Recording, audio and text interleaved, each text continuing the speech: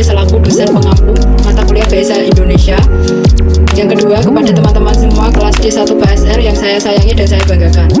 Izinkan kami memperkenalkan nama anggota kelompok 5 dimulai dari saya, yaitu Sumberiani NIM 116 sebagai moderator dan pemateri 1. Kedua, ada Neng Liana Sari NIM 117 sebagai pemateri 2. Ketiga, ada Novita NIM 115 sebagai pemateri terakhir.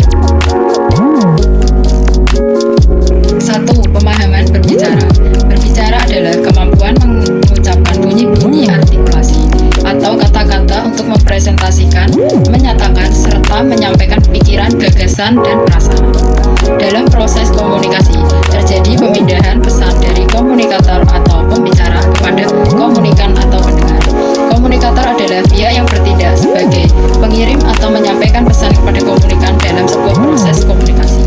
Komunikan adalah pihak yang menerima atau menerima pesan. Komunikam memberikan umpan balik kepada komunikator. Umpan balik adalah reaksi yang timbul setelah komunikan memahami pesan. Reaksi dapat berupa jawaban atau tindakan. Dengan demikian, komunikasi yang berhasil ditandai oleh adanya interaksi antara komunikator dengan komunikan. Komunikasi dapat berlangsung apabila memenuhi persyaratan berikut. 1. Komunikator atau orang yang menyampaikan pesan. 2. Pesan yaitu isi pembicaraan. 3. Komunikan atau orang yang menerima pesan. 4. Media atau bahasa lisan. 5. Sarana meliputi waktu, tempat, suasana, peralatan yang digunakan dalam penyampaian pesan. Dan 6. Interaksi. Interaksi meliputi interaksi searah, interaksi dua arah, atau interaksi multi arah. 2. Menganalisis situasi dan pendengar. Analisis situasi merupakan tahapan pengumpulan data yang ditempuh peneliti sebelum merancang dan merencanakan program.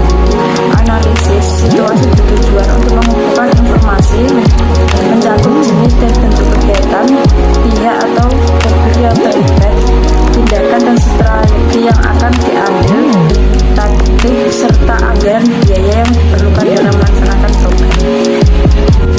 Kemampuan dan keterampilan berbicara sangat diperlukan karena berbicara adalah merupakan wujud dari aktivitas lisan dalam komunikasi.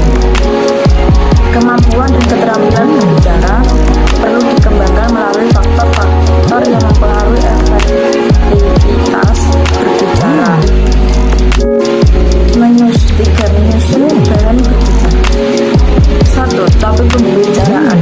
Topik pembicaraan akan dinilai baik apabila menarik dan dapat dipahami bagi pembicara dan pendengar, seperti aktual dan relevan dengan kepentingan partisipan. Perlu disusun naskah secara sistematis, misalnya sesuai dengan urutan waktu, tempat, dan sebab akibat.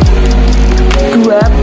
Persiapan diri. Untuk tampil presentasi, gunakan bahasa tubuh yang baik, memberikan apa yang akan disampaikan dengan penuh energi dan semangat agar pendengar fokus dengan materi yang disampaikan.